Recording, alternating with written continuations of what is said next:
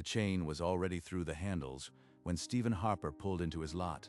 A yellow condemnation notice flapped against his rickhouse door like a death sentence. Mr. Harper, I am sorry. The county ruled it's a public nuisance. I have to seal it. 14,000 barrels. 20 years of my life. And they're calling the Angel's Share a public nuisance. Deputy, that Angel's Share is less ethanol than a bakery puts out. It's harmless vapor, you know that. I hear you. But the order's signed. I don't have a choice. The chain rattled through the iron handles. The padlock clicked shut, and the sound echoed across the empty dirt lot. Inside, 14,000 barrels of bourbon aged in darkness, each one a ticking clock of federal excise taxes that would now never be collected. They have no idea what they just locked in here. No idea at all. The deputy drove off. The warehouse sat silent, and somewhere inside, the bourbon kept evaporating. But this time, no one would pay a cent of tax on it. You haven't seen the last of me, Michelle. Not by a long shot. The trouble began a year earlier, in an HOA meeting room under cold fluorescent light. I've had headaches, my children are dizzy, there's a sweet smell from that shack on the outskirts. It's alcohol vapor. We're being poisoned by that distiller and his Angel's Share. I demand action. The HOA's manicured lawns sat half a mile from the rickhouse, where bourbon had aged without complaint for decades. A certified letter landed in Stephen's mailbox 3 days later. The HOA filed an air quality complaint with the county. He read the letter twice. Potential hazardous emissions from alcohol aging facility. It sounded like a chemical spill. The Angel's Share is less than 2% a year.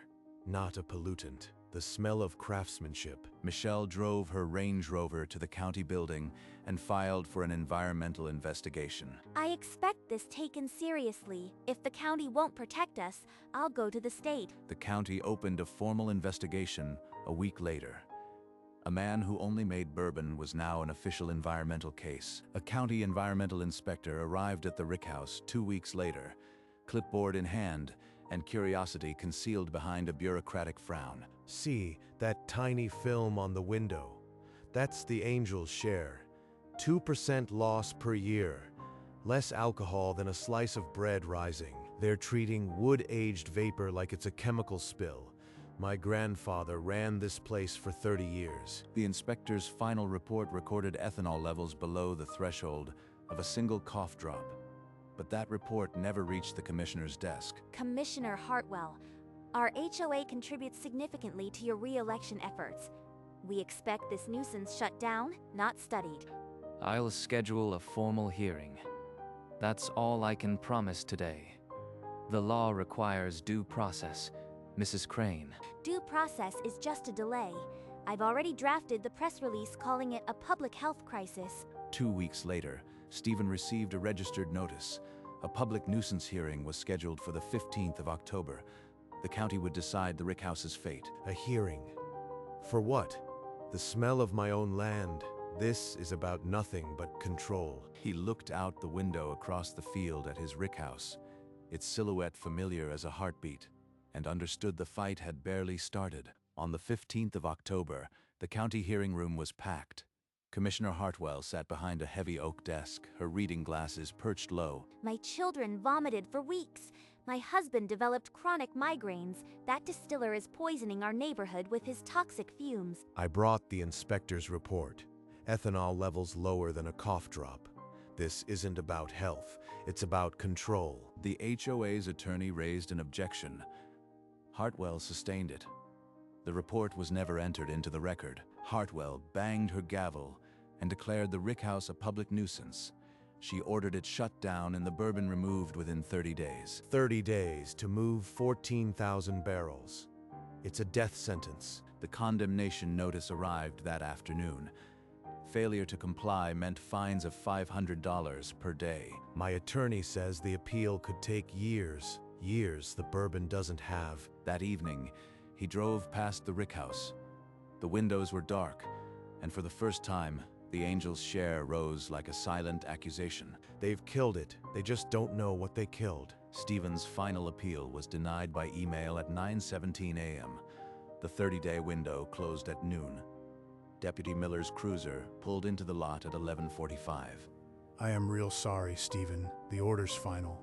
I've got to chain it up now. 14,000 barrels of my life's work, condemned because of a woman with a clipboard and a grudge. The deputy looped a heavy chain through the iron handles, the links scraping against the wood like a slow death rattle. A yellow condemnation notice was taped to the door, its red county seal smeared by the damp morning air. Inside, the bourbon would keep aging, but without a release, the federal tax would never be paid. Non-taxable, untouchable. Stephen didn't argue. He'd spent all his words in the hearing room. He just watched the padlock close. The click of the lock seemed to travel through the wood and into the barrels themselves. A sealing of fate. No more tax payments, no more revenue. The county just killed its own golden goose and doesn't even know it. He drove home, the rick house shrinking in the mirror. The first quarter without a tax payment had begun, and no one had a clue. 3 months passed. The quarterly excise tax report arrived at the county with a $4.1 million hole. Stephen Harper's payment, always the first deposit of the quarter, had not come. The finance director projected the historical chart. The Q3 bars flatlined. That revenue had always come from Harper's Reserve. You are telling me the distillery we condemned was our single biggest source of excise tax? By county formula, 60% of those taxes went to the local school district. 60%. So that money funded our children's classrooms. The superintendent got the email that afternoon. An emergency school board meeting was already being scheduled. How fast can we reverse a condemnation? We need that revenue back.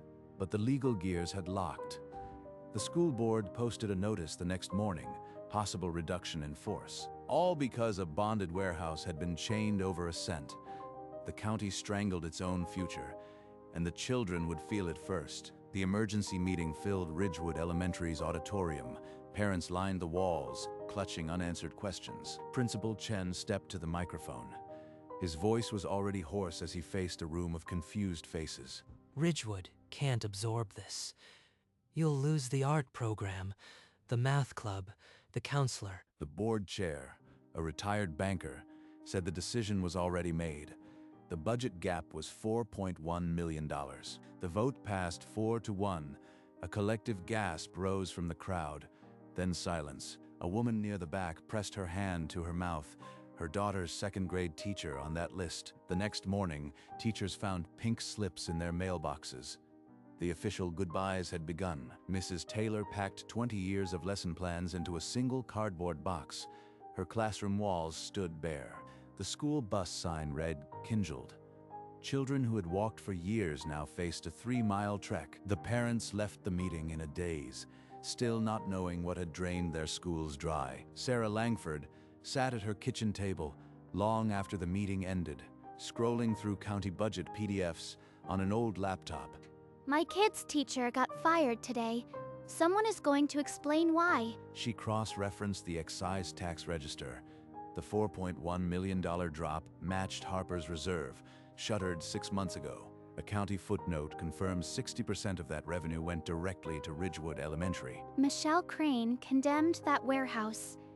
Michelle Crane just killed my daughter's art class. She screenshotted the evidence, uploaded it to the HOA parents' Facebook group, and typed, The HOA board killed our school funding. Read this before they delete it. 30 replies in 10 minutes. Someone tagged the school board.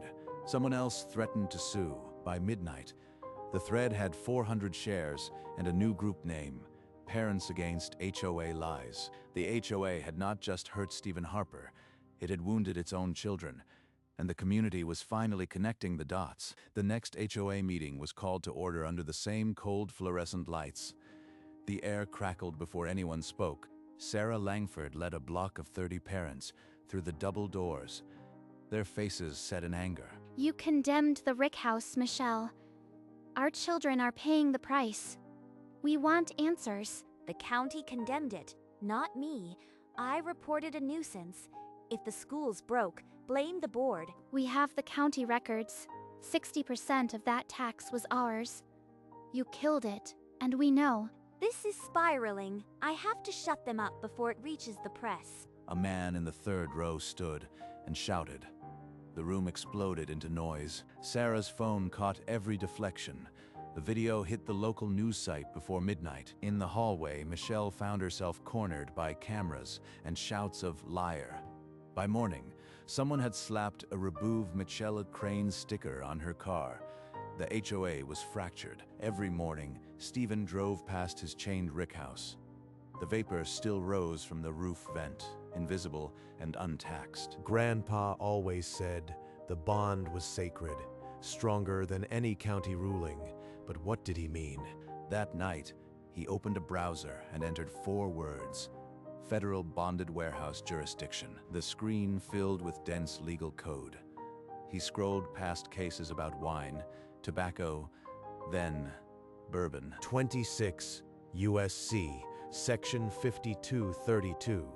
No state or local jurisdiction shall. The statute was clear.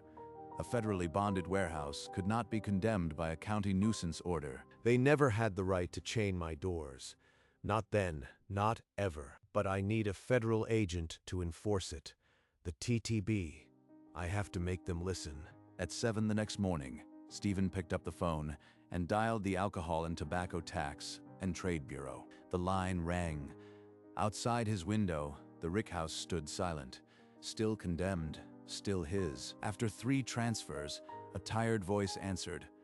Agent Morrow, TTB. My bonded rickhouse was condemned as a public nuisance. 14,000 barrels locked up. They say it's because of the Angels' share. The Angels' share? That's legally protected evaporation. The county condemned a bonded facility over that? I have the bond certificate, the condemnation order, and the statute, 26 USC 5232. They had no right. Email me your documents. If you are right, this is a serious violation. Drafting the order takes a week. Stephen hung up and sent the files before the afternoon heat finished warming his office. You were right, Mr. Harper. The county had no jurisdiction. I am issuing a cease and desist. The HOA will be billed. They'll learn what it costs to interfere with a federal bond. A week. The school board's already cutting teachers, but this is the first crack. The waiting resumed, but now the TTB had his back. The clock was ticking on the HOA. A government sedan crunched onto the gravel lot. Agent Morrow stepped out, his TTB badge gleaming. So this is the rickhouse, the one worth $4 million a quarter. Show me your federal bond certificate. Stephen handed him a framed document with the TTB's red seal. The agent's thumb traced the official signature. This is an active federal bond. The county had no legal right to chain this door. None. Morrow's next stop was the HOA office. Michelle Crane was already rehearsing her innocence. I thought the bond was a state-level form. I had no idea it involved federal jurisdiction.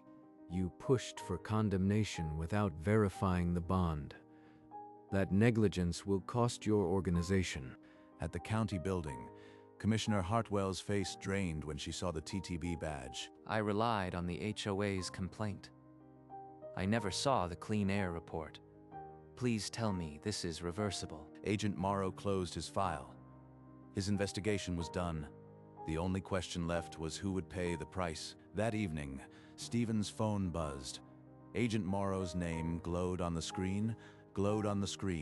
The cease and desist is drafted. Final approval takes 5 business days. I'll fax it to the county the moment it's signed. 5 days. The school board meets in 4. They're going to finalize the cuts. Can't you expedite? Bureaucracy, Mr. Harper. But the board doesn't need the order to delay a vote. They need the truth. He hung up and saw the school board's agenda in his email. Finalize reductions in force, 4 p.m. Thursday. I have the bond, the statute, and Morrow's confirmation. If I can get 5 minutes at that microphone. He spent Wednesday printing the statute, the bond certificate, and the key passage, no state or local jurisdiction. This paper is heavier than any chain they put on my door. The The next day, he drove to Ridgewood Elementary, the bond certificate tucked inside his cork coat. He walked toward the auditorium, ready to gamble his reputation on a piece of federal code the board had never heard of. The day before the meeting, Stephen scrolled through the Parents Against HOA Lies group and found Sarah's number. He called her. The phone rang twice before she picked up, her voice tight with exhaustion. Sarah, this is Stephen Harper. I know why the school lost its funding, and I've got proof. I need your help. Proof? What kind of proof? If you can stop the cuts, I'll do anything. I can't explain it all now. Just pack that meeting tomorrow. Pack it with parents. I'll do the rest. He sounds desperate, but I've got nothing left to lose. I'll fill every seat. Within an hour, the group exploded with reminders. Ride shares, babysitters, t-shirts printed with Save Our School. Michelle's allies sent her a screenshot. She stared at her phone, her jaw tightening. Harper's going to speak? I'll have the board ready. He's a convicted polluter.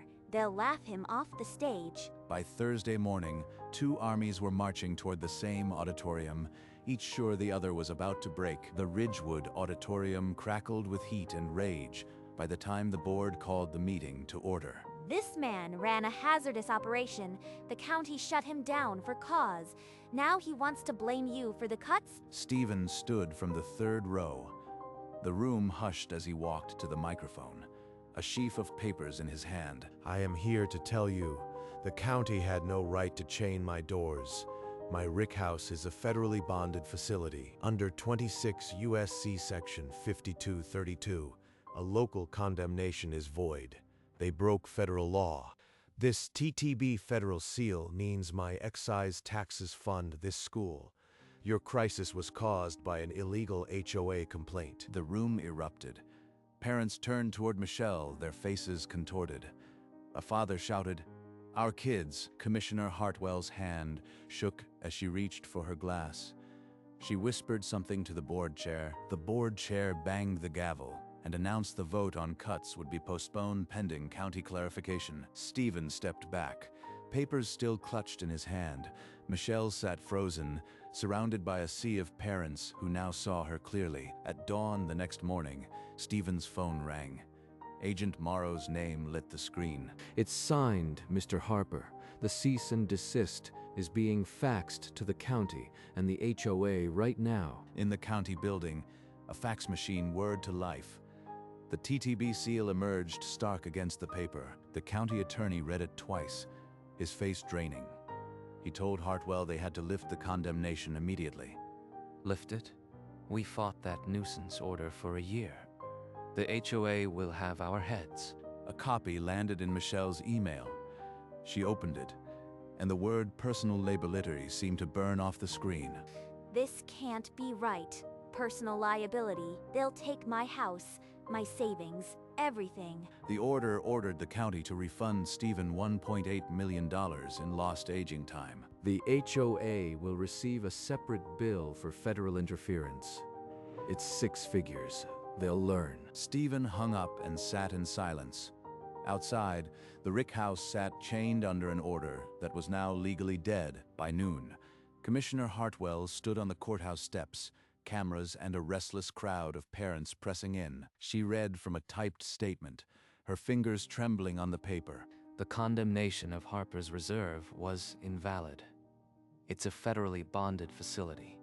The order is revoked immediately. The county will refund Mr. Harper $1.8 million. And the HOA will be billed for federal interference. A cheer erupted from the parents. Sarah Langford pressed a hand to her mouth, tears spilling over. Stephen watched the broadcast from his truck, parked in front of the still-chained Rick house. 1.8 million. And the HOA gets the bill. That'll sting more than any badge. By 3 o'clock, a county crew arrived with bolt cutters. The chain fell to the gravel. The yellow condemnation notice tore loose in the breeze. Stephen pulled open the heavy oak door. The scent of aging bourbon rushed out, rich, woody, and finally free. By the following Monday, a forklift rolled the first barrel onto a flatbed truck. The Harper's Reserve logo faced the morning sun. Make sure the bonded warehouse gets these. The excise tax filing goes through today. We've got a school to save. That afternoon, the county revenue system pinged. A deposit of $4.1 million. The Rick House was paying taxes again. At the next school board meeting, Principal Chen walked to the microphone with a smile no one had seen in months. The board has reinstated every cut. Art, music, busing, everything. Our teachers are coming home. Sarah Langford grabbed the woman next to her and wept. The room erupted in cheers. By Friday, Mrs. Taylor unpinned her nameplate and slid it back onto her desk. The pink slips had been shredded. The school buses rolled out again.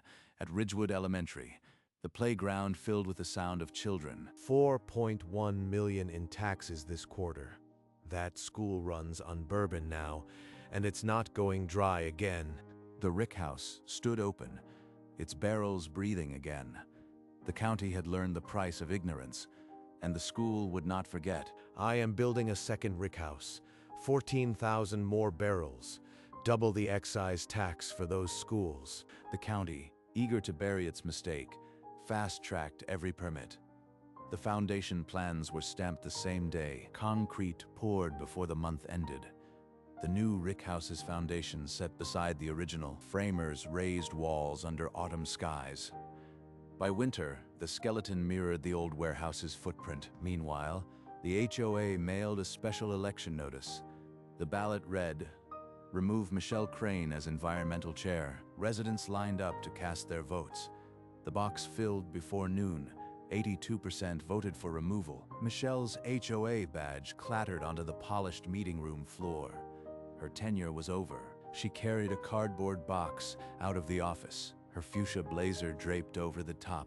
No one stopped her. The HOA cleaned its own mess. Now the only thing growing in this town is my bourbon. Two Rick Houses stood side by side, their barrels aging under federal bond. The schools would never worry about funding again. A year later, a new elementary school opened on a field that once overlooked the shuttered Rick House. Its bronze sign read Harper Chen Elementary. This school exists because a distiller refused to let a lie destroy his community. We name it for him and for every child here. Stephen stood behind Chen, his gray beard catching the sunlight. His hand rested on the red ribbon that stretched across the new entrance. They chained my door a year ago. Now they're cutting a ribbon with my name on it. The ribbon snapped, and the crowd cheered. Chen pulled Stephen into a firm hug, neither man speaking. Children poured onto the new playground, their shouts drowning out every memory of canceled buses and empty classrooms. The swings creaked, the slides shined, and somewhere in the noise was the sound of a debt paid in full. From the air, the new school sat a half-mile from the two Rick Houses, linked by the road on which barrels rolled each Tuesday. The county's excise tax pipeline was now permanent, and a new generation would grow up knowing Bourbon built their school. Grandpa's bond didn't just save my whiskey. It built that playground. That's a hell of a legacy. The Harper Chen Elementary sign stood polished under the afternoon sun. A new start, carved in brass and bourbon. That evening, Stephen sat on his cabin porch with a bottle of Harper's Reserve and a single crystal glass. The gold in this glass is older than this whole fight. It aged while they argued. He heard a soft thud at the door. Something pushed through the mail slot. A child's crayon drawing lay on the floor. A barrel with "Thank you, Mr. Harper" in purple letters. Must be a dozen of these floating around now. He pinned it to the refrigerator, next to a faded photo of his grandfather standing beside the first Rick House frame. You said the bond was sacred. Old man, you never said it would build a school. He poured another 2 fingers, the bourbon catching the last orange light of the sunset. The two Rick Houses stood dark against the horizon, their vents releasing the quiet, untaxed breath of aging whiskey. They tried to bury me under a chain. Instead, I got 2 warehouses and a school named after me. Not bad. He lifted the glass toward the oldest Rick House, the one that had withstood a lie, a chain, and a county that forgot what paid its bills. A month later, inside the original Rick House, 3 glasses were filled beside the federal bond certificate.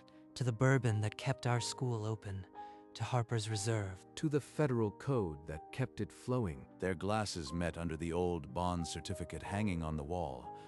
A quiet chime in the barrel-filled silence. They stood among the barrels as the afternoon light slanted through dusty windows, the taste of years and patience on their tongues. Outside, the new school bell rang, and children poured into the playground. The sound carried across the field to the 2 rickhouses. The bourbon in their glasses was the same that once sat locked and condemned. Now it had paid its taxes, and a child was laughing because of it. The angel's share rose from the vents, invisible as always. But now it was accounted for. In the end, the county learned that a closed door doesn't stop evaporation. It only stops the check. And the check, when it arrived, had his name on it, and the school's.